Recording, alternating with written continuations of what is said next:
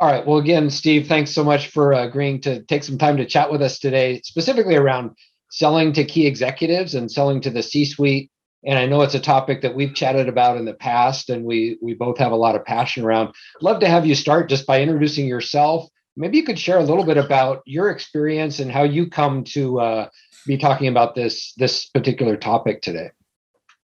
Okay, I'm Steve Hall. I'm the Managing Director of Executive Sales Coaching Australia, which sounds posh, but it's basically me and my wife.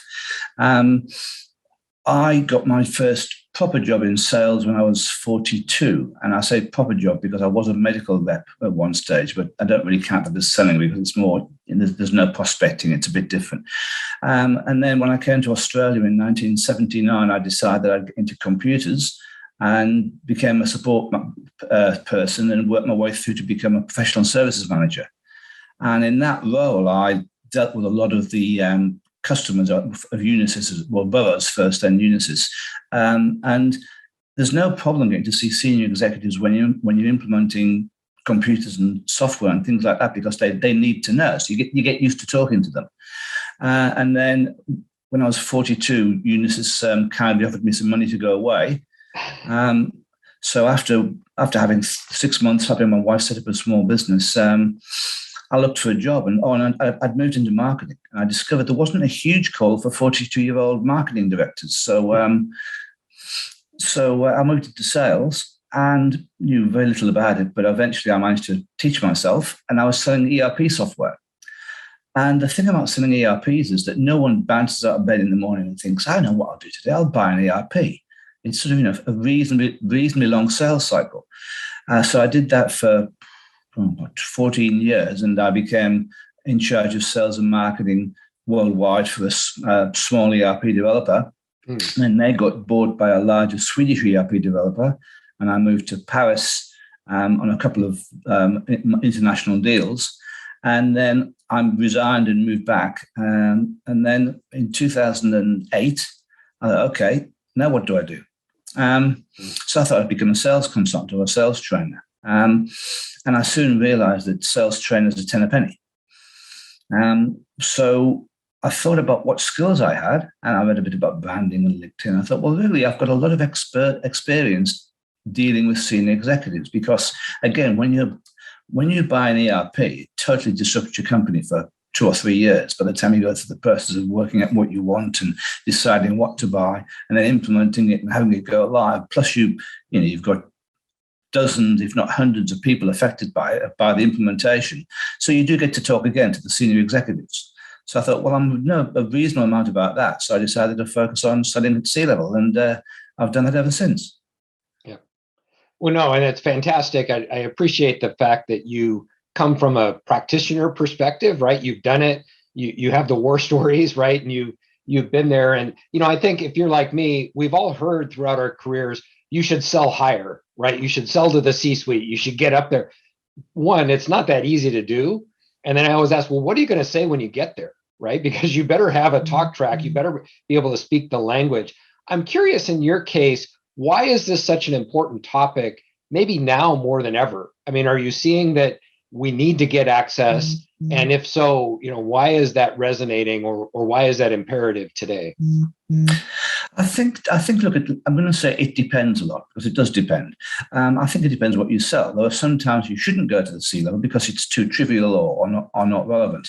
But I had a formal experience. I was went to make $300,000 in commission in my second last year. I'd sold a large deal across Europe to Pearson Education, and I was in the process of closing a deal to McGraw-Hill, and I was on the top level commission, and it was worth about $3 million US. So I'd got 10% of that, and with a week to go, with everything signed, pardon me, the chairman of McGraw-Hill, Terry McGraw, decided to stop all spending for the year because they'd lost $50 million in a different area. And because I didn't have access at that level, I had no method of appeal. I'd always dealt at a lower level. And there's a possibility, if I'd actually had access to the people making the ultimate decisions, that I may have come up with a way to save my $300,000 US commission.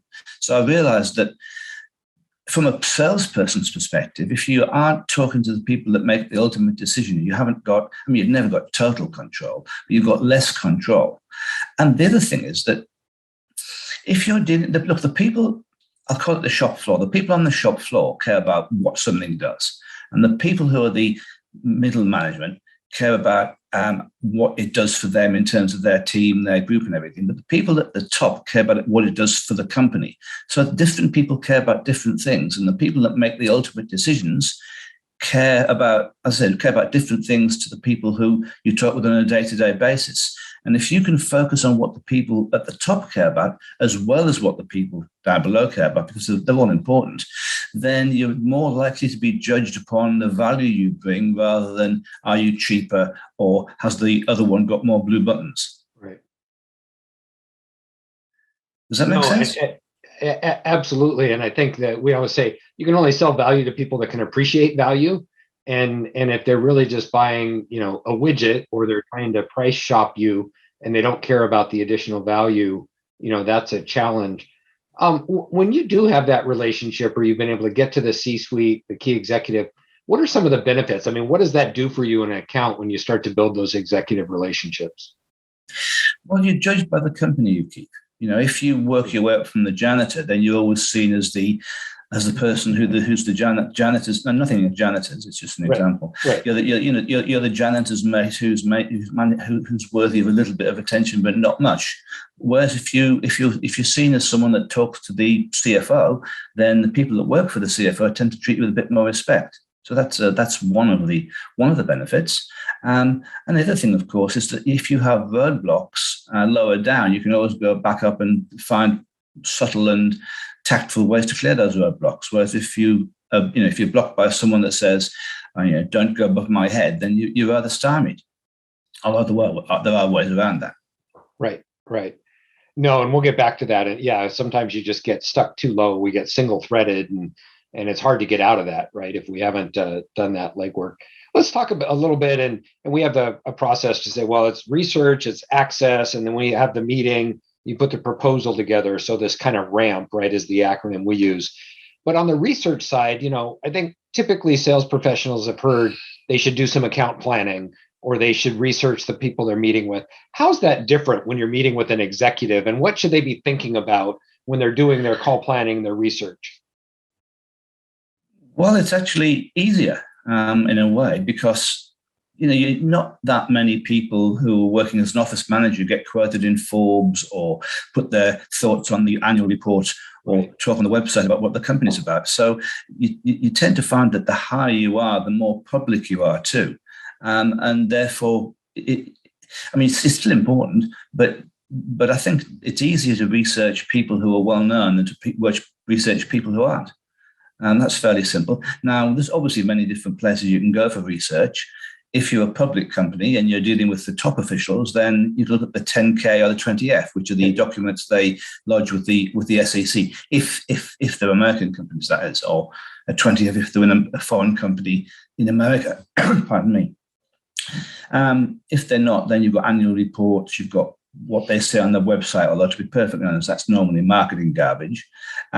You've got what they say on LinkedIn, which you have to take with a pinch of salt, because people tend to exaggerate on LinkedIn, perhaps.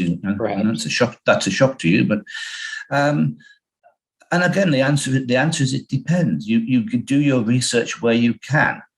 If you've got a lot of experience like you and me, then it's probably easier than if you're a trainee salesperson. So they need guidance as to what to do and where to go, which is what I think one of the things that you and I do, which is coach these people, how to do things. Yeah, well, and I love it's a multi-pronged approach. There's no one size fits all, but some of the traditional, hey, you really should look at their financials. You should look at, I love the investor report, because they have to, summarize it down into half a dozen slides. And if you can quote that person, or they're referencing some particular initiative, and you bring that up, I think that can be really valuable. And then I love, and I just had an experience. I was talking to somebody and they said, yeah, I just referenced their blog, and they were really flattered. And, I got the meeting. People like that, hey, you actually read their stuff, or you referenced some conversation, shows that you took the time to care. Right. Absolutely. I mean, it's the personalized approach, but you can't do personalized an approach unless you know what the person cares about.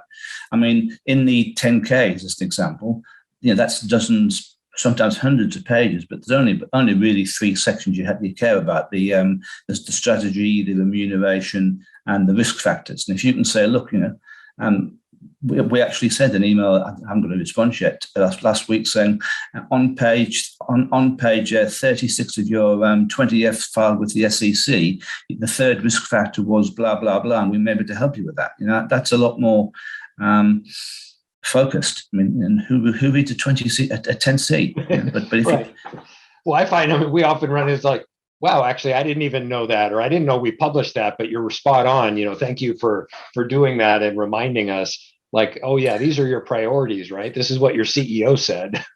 And this was actually to the CFO, who has a fairly big hand in writing it. So yeah, no, that's great. So we do our research, we understand the company, hopefully the industry, the person we're talking to, and then we need to get that meeting. And so, is there any suggestions you have for getting access? Getting them to respond or engage, and actually booking that meeting with the key executive, with that C-suite individual? Well, that's pretty much what I do, is help people get those meetings. But before that, there are different levels of research too. Let's go back to research a second. The first level of research is making sure you're calling the right customers. In other words, working out who your ideal customers are, and then finding companies that are as close to them as possible, because we waste an awful lot of time. A lot of salespeople waste an awful lot of time targeting companies that are never going to buy from them in the first place because they're just not the right fit. So or they're not going to move the dial, right? They're not going to make a difference. But as most salespeople, they never met a deal they didn't like. So as soon as they raise their hand, it's like, oh, great, we can win this. Well, so what, right? It's not going to help you really hit your number if you're calling on the wrong people. Well, that's right. I mean, and you can spend 6 months or longer chasing a deal that's just you're in there as column fodder, just as a or you're not in there at all. You're just trying to get through a door, and there's a cliff on the other side of the door. But in terms of how do you get the meeting? Well, again, it depends. Absolutely, the best way is through a referral. If you can find someone that knows you and trusts you enough to let you know their name, they don't even have to call up on your behalf. But if you can use someone's name, and that someone has got to be someone that the person you're being referred to trusts. There's no point, there's no point you coming to me and saying Boris Johnson said I should call you because I hate Boris Johnson. So, But so if you can find someone, and it doesn't have to be a customer.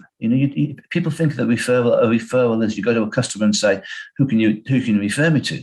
But if there's someone that the person you're trying to get to respects that will refer you, then that's absolutely the best way. If you can't do that, then there's a combination of tools we have. We've got LinkedIn, we've got telephone, we've got email. Depending upon how critical it is to get to that person, there's a lot of different things you can do. I'm sure you've read Stu Harnick's book on how to get a meeting with anyone. You can send a FedEx parcel with a gift that's relevant. There's no point just sending a bottle of champagne. But if you find that someone collects miniature dogs or something, right. or is a fan of the Boston Red Sox, and you can send something appropriate that is relevant to what they care about, and ideally also ties into what you're selling, then that's a flamboyant but successful way of getting a meeting. But often we don't have someone that can refer us, and often we don't want to go full, flat out with the FedEx parcel with a live armadillo in it. That sort of approach. So then the question is, okay, how do I approach them? And if you're talking senior executives, one of the best ways is the executive assistant, because if they've got one, if they haven't got one, obviously you can't use them. If you've got an executive assistant, then it's relatively straightforward. You call the executive assistant, assuming they get the name first. You do your research on them, and you call the executive assistant. And again, there's different scenarios. If you've got a potential customer base of 5,000 companies, and you can afford to burn a few, you can go with what a friend of mine does. And he calls up and he says, oh, look, hi, look, I'm your worst enemy. I'm a horrible salesman, and you're supposed to keep me out. And they laugh. And then he says, look, I do want to, I do want to speak to so-and-so, and this is what it's about. I just call up and say, oh, hi, this is Steve. Look, I want to schedule a meeting. I hope you can help me. I'll wait for them to answer. I say, I want to schedule a meeting with your boss. What do I do? And they tell you. Oh, what's it about? Oh, it's about I was reading your annual report, and on page so-and-so it said this, and it's about that. Or whatever. You've got to obviously, there's two things you need. You need a message that will resonate with them, something that they care about, that they will make them curious enough to think, oh, this person is maybe worth listening to. And then you need a way to get it to them. And the easiest way to get it to them is via the phone and the executive assistant. Failing that, then mobile phone, email, LinkedIn. But we've got to realize the pros and cons of each approach. And if you're doing, I'm not a big fan at executive level of these sales cadences where you send an email and a voicemail and you call and then you connect with them on LinkedIn and things like that. There's sort of a place for it, but only if it's a individualized one rather than again, as you said, a one size fits all. My saying about one size fits all is it doesn't work. It doesn't work for T-shirts or socks. So how can it work for human beings? Right. No, and I think it's a really important point is, we're not talking shotgun, hunting with a shotgun here. These are very specific, targeted, and, maybe you're making 60 calls to others, every day if you're in a pure business development or prospecting role. But your executives, are going to be a very few, and those need to be targeted, taking the time to research and figuring out for that individual, what's the value proposition that's going to resonate and how do you get that meeting? So you're tailoring that, and I like your approach. And it may be very customized. We're seeing more clients use even the outbound video, which I don't think works great for pure prospecting, right? You can send those videos and it's like more noise. But if I've already started to build a relationship, maybe I've hit you a couple of times or sent you some information, and then I send this video saying, here's Steve, this is why I think it's valuable for you to spend a few minutes with me. You might actually take a look at that and say, oh, that's interesting. We'll see what Ray has to say. Yeah, look, there's a place I think for every approach has got a place in some circumstances. I'm not a massive fan of video in most circumstances, simply because people don't have time or the inclination to watch a video. I mean, people send me dozens of videos and I watch, unless I know them, I watch very few. And I certainly watch very few that are longer than a minute, 30 seconds. So there is definitely a place for video, but you've got to be very sparing with it. And one of the reasons I like the phone as via the executive assistant or phone direct is very simple. You get feedback. If you send an email or a LinkedIn message or a video, you really don't know what the effect is at the other end. Whereas if you speak to someone and they say, go away and never darken my door again, well, at least you know where you stand. Right. No, I love it. And so if you're sending a video, I think the video's got to be about them rather than about you, as has every message. And what you said earlier, pardon me, what you said earlier about the value proposition, the value is different at different levels and in different companies. What the CEO of Tesla, what Elon Musk, what he cares about is different to what the CEO of a steel company in China cares about. So just because they're a CEO doesn't mean they have the same concerns. Absolutely. Which goes back to the researching, understanding who you're calling on, making it very tailored. And then, so, we may do some sort of provocative outreach. Ideally, we get a referral and we have somebody who's trusted that we can drop the name, or better yet, even make the introduction for us. So presuming we get that meeting, how is the meeting with an executive different? I mean, I've heard all the stats, right, that most executives feel like the meetings with sales professionals is a waste of time. Something like 80%, right? They say is not valuable. And you may only get 15 minutes. Even if you schedule an hour, the assistant comes in or says, oh, by the way, I need to drop at the bottom of the hour. And so, how do you make the best use of that time? And how's a meeting at the executive level different than maybe a typical sales call? Well, excuse me one second. Pardon me. No, look, I wouldn't ask for an hour. An hour's too long. It's too big an ask. I would probably ask for maximum half an hour, probably 15 minutes. Yeah. If again, it depends who you're talking to. But if you're talking to a senior executive in a large corporate, their time is probably worth $5,000 an hour more. So, are they going to give you $5,000 to burble on about how wonderful you are? I think not. So the question is, what's the objective of the meeting from their perspective? And I think the objective from their perspective is probably to see if you're worth talking to. They're not going to put it in. If you have got something that is potentially valuable to them, they aren't going to make a decision there or spend the entire time going into the nuts and bolts. The big question for them is this guy a waste of space, or is this guy worth talking to? And you've probably got a minute or two for them to make that decision. My friend Jacques Skimas, who's the president of Selling to Executives in Paris and Boston, he says that he had a manager who used to get his secretary to come in after 2 minutes and say, "Oh, there's a board meeting," and if he wasn't impressed within 2 minutes, he'd say, "Oh, look, I'm terribly sorry, I've got to cut this short," and he never saw you again. So you've got to grab their attention quickly, and it's got to be about whatever it was that got you the meeting. If you say, "I want to talk to you about, I don't know, Martians," and then you go in there and you talk about people from Jupiter, then he's going to think, "What's this all about?" Right. So, so if you've got a meeting on the basis that you can help him to manage this risk factor in his annual report, then you need to talk quickly about that risk factor in his annual report. So the objective is again, the objective depends too. And the first thing you should do when you're planning that meeting is work out, okay, what's my objective and what's his objective? Why is he taking the meeting? What would make him think, okay, that was a good meeting, I will refer him to my people? Because if you're selling something to a C-level executive, it's going to be expensive. Because otherwise, why is he talking to you? If he's going to get a ton of value, it's going to cost him a ton of money.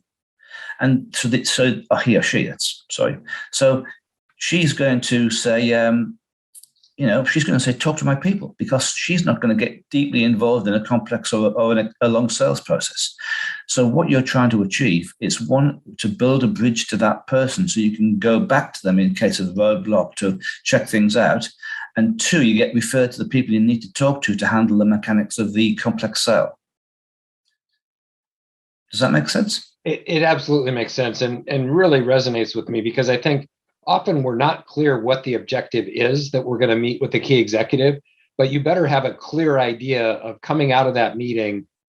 We better use that, whether it's $500 an hour or $5,000 an hour, but use that time appropriately and have something that we're expecting them to do. Are they going to approve something? Are they going to refer us? Are they going to just nod in and say, yeah, go forth and do this? Or ideally, maybe they give us an introduction to their team, but with their sponsorship, and say, yeah, go investigate this, and then book in that and say, well, great, then I want to set up a follow-on in 2 weeks after I do my due diligence. I'll come back to you, whatever that is. But oftentimes I think we're so excited to get that meeting, and we're like, well, we're going to show up and we're going to tell them how great they are, or we are. But unless we have something specific that we're asking, that they get paid to make decisions, right? And to be strategic. Yep. So unless we're leveraging that time, they're going to say, well, this was a waste. This was just a commercial, right? And I think we should identify that and then clear it with them in advance. Hey, at the end of this meeting, here's what I hope to accomplish. And let's actually ask. And they may say, no, I'm not there yet. But at least you know what your end game is, what you're trying to do. Oh, absolutely. I mean, if you don't know what you're trying to achieve, you're not going to achieve it. And you need to ask them, and you need to. I mean, you're there to give information, you're there to get information, but you're also there to get them to think, okay, these people potentially are worth dealing with. Let me do what they've asked me to do, and so you've got to know what to ask. Right. I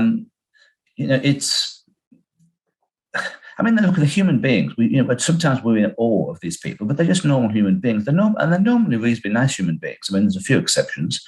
So it's good to get that connection on the human level, but they're also people who are very busy. You get a lot of people want to meet with them, and they don't suffer fools gladly. So you can't afford to look like one.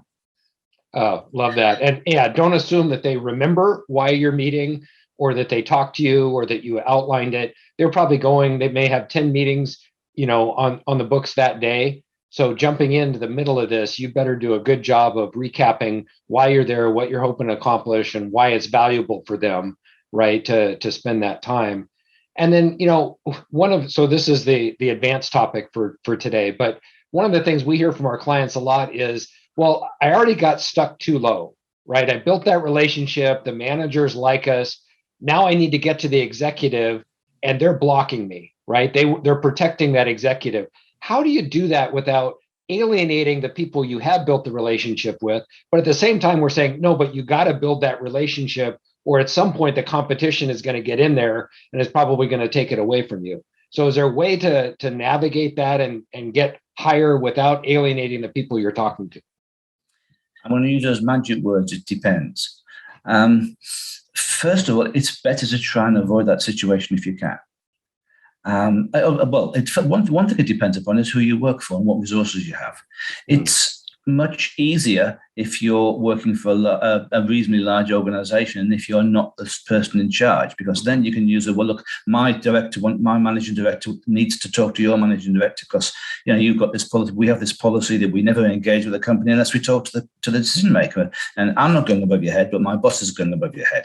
Right. I can't control my boss, right? I don't know what she's going to do or he's going to do. Yeah. Yeah. So there are polite ways to do that, but ideally you want to set it up in such a way that you avoid that problem by dealing with multiple levels at the same time, or coming down from the top rather than going up from the bottom. But you can't always do that, especially in existing customers. And I think in existing customers, when you're trying to maybe get into a different division or a different country and you want to go up through the executives, or just you want to build credibility with the executives, then one is that multiple levels, dealing with multiple levels. The other thing you can do is tell them, show them how it's to their benefit that you go, not above their head, but you involve their executive in telling them what a great job they're doing. Yeah. And every situation is different, so you need to assess it differently. But they're basically the three things: try and avoid it in the first place, get your managers and managing directors or whoever involved, and which they will do if the deal is a decent size. And if it's not a decent size, why are you going to the senior executives? Or just work with the people that you're talking to, and get them to go with them together, hand in hand.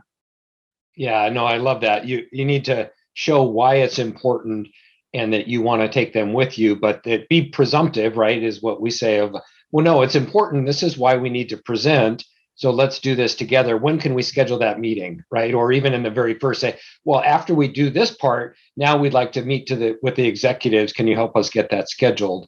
But I love your point about if we do it early and we've already reached out, then I say, oh, well, I already talked to Steve about this a couple of weeks ago, so he's already aware. Now I'd like to sync back with him. So you don't have to ask permission in that case. You've already, kind of already done it.